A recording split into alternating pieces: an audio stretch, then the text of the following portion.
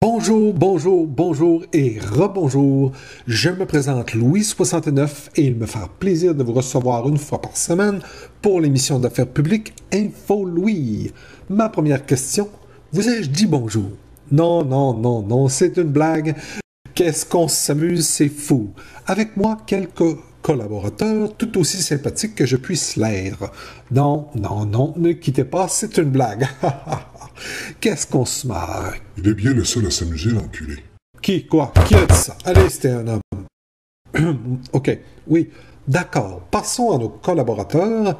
L'excellent Luis de la Sanchez qui va nous parler de ce qui se passe au niveau national et international. Bonjour, Luis. Bonjour, Seigneur Louis. Également avec nous, notre charmante et sexy Frigidia, spécialiste du web qui, en passant moi et elle, ça aurait pu fonctionner, mais je m'éloigne. Bonjour Frigidia. Bonjour, petit con. Sans oublier notre ami au showbiz, c'est notre fifelle à nous, notre fidèle journaliste à nous, Guiguet. Bonjour, mon petit sugar daddy. Oui, je sais, mon Guiguet, mais dans tes rêves.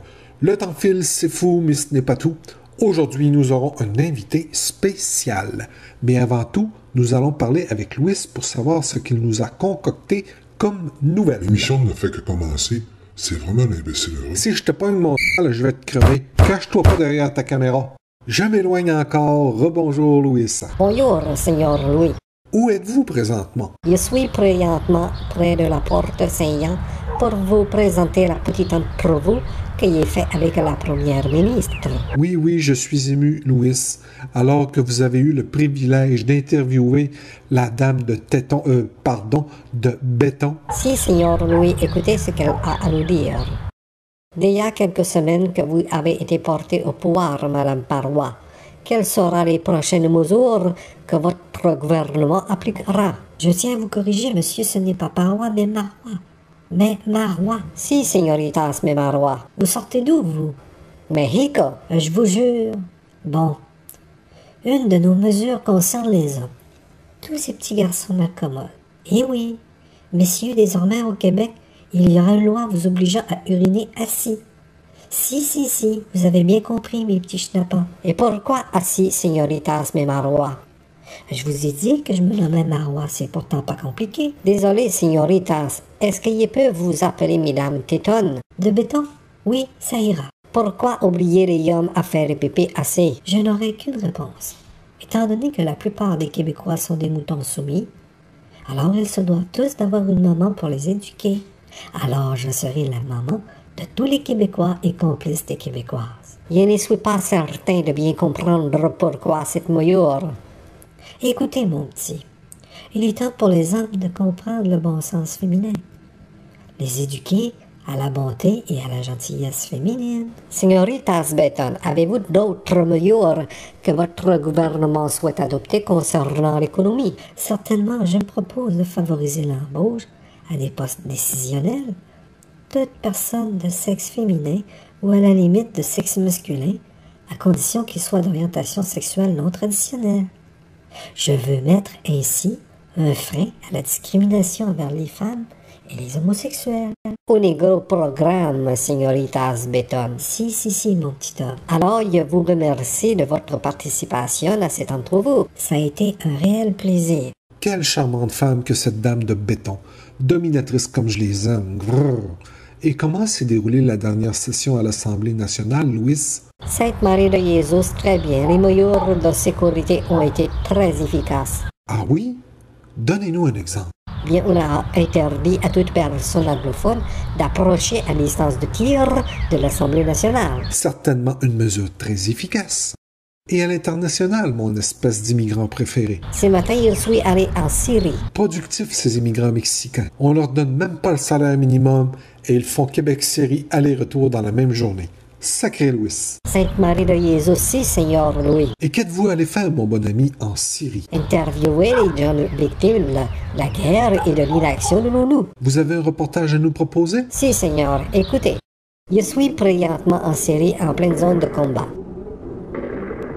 Je vais interroger cette señoritas. Bonjour, señoritas. Señoritas, dites-nous comment est la vie de tous les jours en Syrie. Oui, je comprends, señoritas. Est-ce que vous sentez l'appui du reste du monde?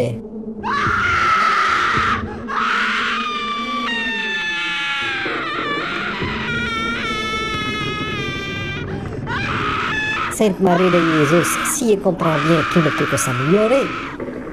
Je vais laisser cette dame et aller parler au Seigneur là-bas. Eh, Seigneur, je suis un journaliste. J'aurais quelques questions à vous poser.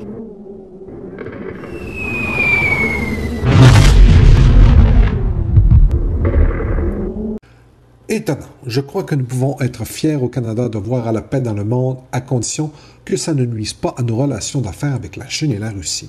Bravo aux gens de l'ONU, bravo à Louis pour ce reportage, disons-le, explosif. Maintenant, passons aux affaires du web avec la ravissante Frigidia. Bonjour Frigidia. Bonjour Louis. Et aujourd'hui, quelle découverte avez-vous fait sur Internet? Je me suis attardée aux images extrêmes que l'on présente sur un nouveau site qu'on nomme ShowTube. Et qu'est-ce qu'on y retrouve, friolante Frigidia? Si vous continuez ainsi mon cher Louis, il y aura des images extrêmement directes en studio et vous serez aux premières loges. Ne le prenez pas ainsi, ma très chère Sweet Darlene. Et qu'est-ce que vous avez découvert sur ce site? De tout, des gens qui sont sectionnés en deux et qui font des blagues, des électrocutions, des gens se faisaient manger tout rond par des tigres affamés, de tout pour les esprits les plus tordus. Très agréable tout ça. Oui, pour des gens qui leur manque une caisse, c'est un excellent divertissement. Et que conseilleriez-vous aux gens concernant ce site, disons-le, de bon goût? Enrôlez-vous dans Anonymous et faites-le disparaître. J'aime bien votre humour, Frigidia. En fait, c'est ce qui me manque le plus de notre ancienne relation. C'est terminé, et tu la fermes, t'es vraiment un pauvre con. Vous êtes un amour, Frigidia. Avez-vous autre chose dont vous voudriez nous parler? Oui, je suis tombée également sur un site dédié exclusivement aux aventuriers de la boue. Ce site renferme des images particulières d'habitants en 4x4, dont certaines essaient carrément de faire sauter leur moteur. On appelle cette activité faire du cut-off. Nous avons des images.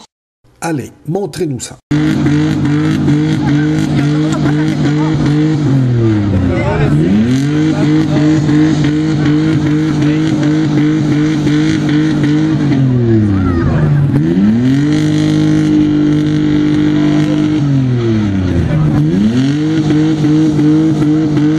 D'ici la fin de l'émission, vous nous direz comment dure ce splendide spectacle. Oui, c'est ça, pauvre con. Moi aussi, je vous aime. C'est un vrai taré, ce mec. Je comprends qu'elle l'ait laissé. C'est pas bientôt fini ces discussions derrière les caméras, merde. Toi, attends la fin de l'émission. Bon, où en étais-je? Oui, maintenant. Parlons showbiz avec notre ami Guiguet. Guiguet, vous êtes là? Oui, certainement. Alors, qu'est-ce que vous avez à nous suggérer côté showbiz? Aurait-il un spectacle quelque part au Québec que nous aurions oublié? Imaginez-vous, Louis, je suis allé voir un excellent film de répertoire. Quand vous dites film de répertoire, ça fait peur à beaucoup de gens. Peut-être pas autant qu'une grosse lesbienne de 300 livres qui veut vous châtrer, mais tout de même. Non, je vous arrête tout de suite. Ce film est très accessible. Le réalisateur italien est le très célèbre Vittorio Filmo-Merdica. Le titre de ce chef-d'œuvre, L'avare de Kiev et le pissenlit. En effet, cela semble ouvert au grand public. Effectivement, mon très cher ami. L'histoire raconte la vie d'un homme vivant à Kiev et qui, pour se désennuyer, discute avec son seul ami, un pissenlit. Un pissenlit. Oui, c'est ce que j'ai dit, un pissenlit. Très vite, la fleur se fane et meurt. Alors, l'avare décide de se rouler un joint avec le reste de son ami, le pissenlit. En fait, ce film démontre très bien la relation difficile que l'humain entretient avec la spirale existentielle d'un monde rempli de démagogues qui cultivent l'ambiguïté des relations extrasensorielles avec la nature même d'une existence qui part en fumée. Je le conseille à tous. Je vous en ai gardé un tout petit extrait. J'ai hâte de voir ça. Je préviens les gens que le film est en noir et blanc, que la langue utilisée est du austro-hongrois et sous-titré en russe, madame.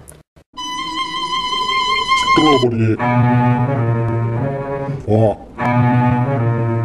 Strobodělaška skia. Skia a? Skia. Víš, kozák, trupy.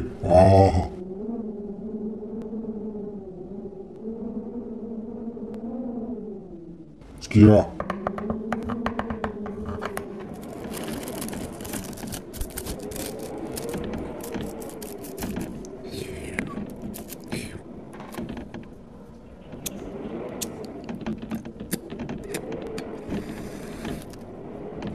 Krebav di daffior viva potenski.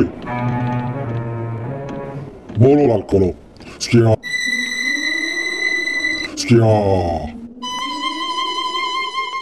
Vraiment, ce film semble très touchant. Oui, vous trouverez l'acteur très attachant. Malheureusement, il est mort quelque temps après la fin du tournage. Et de quoi est-il mort? Une intoxication à pissenlit. Alors, s'il y a une morale à tout ça, c'est qu'il ne faut jamais fumer de pissenlit lorsqu'on manque de stock. Très d'accord avec vous.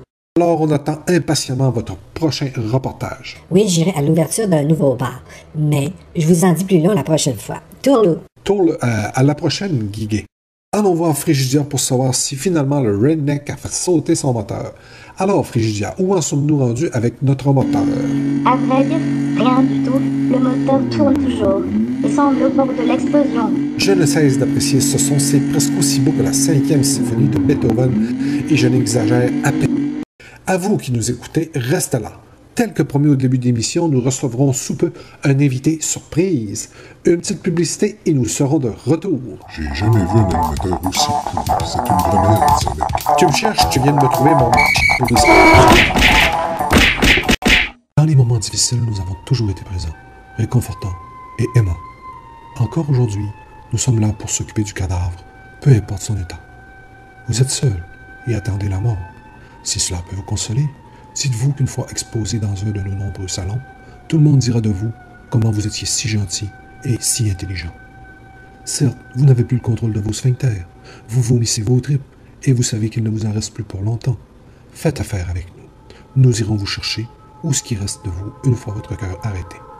Question cœur, votre bien-être est ce qui compte pour nous. En exemple, nos divers forfaits qui vous sont offerts. Pour 500 $, nous vous offrons le forfait boîte en carton. Pour 100 000 $, vous aurez un cercueil plaqué or, et comme on dit, personne n'amène son argent au paradis. Alors, pourquoi ne pas l'investir chez nous pour un départ grandiose vers l'au-delà? Les salons funéraires Rest in Peace vous disent adieu et bon voyage.